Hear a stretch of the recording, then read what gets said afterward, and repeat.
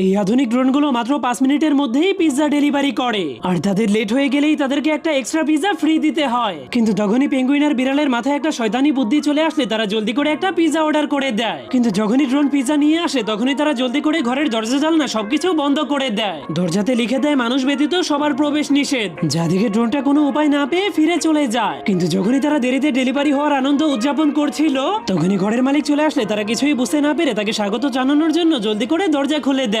কিন্তু তখনই তারা বুঝতে পারে এটা ড্রোনের পেতে রাখা একটা ফাঁদ ছিল, যার ফলে এবার পিজাটা সঠিক সময়ে ডেলিভারি হয়ে গেলেও পেঙ্গুইন আর বিড়ালটা হার মানতে রাজি ছিল না। যার কারণে তারা আরেকটা পিজা অর্ডার করে দিলে এবার যখনই ড্রোন ঘরের কাছে আসে তখনই পুরো ঘরটা রকেটের মতো আকাশে উড়ে যায়। এই জন্য ড্রোন তাদের পিছু করতে শুরু করে দিলে ঘরটা পৃথিবীর বাইরে চলে যায়। কিন্তু তখনই ঘরের তেল শেষ হয়ে গেলে তারা দ্বিতীয় নাম্বার ইঞ্জিন চালু করে দেয়, কিন্তু তবুও সেই ড্রোন তাদের পিছু ছাড়ছিল না। অবশেষে ড্রোনটা যখনই দরজা খুলতে সফল হয় তখন সে বুঝতে পারে এটা কোনো ঘর না। পেঙ্গুইন আর বিড়াল তাকে বোকা বানিয়ে তার পা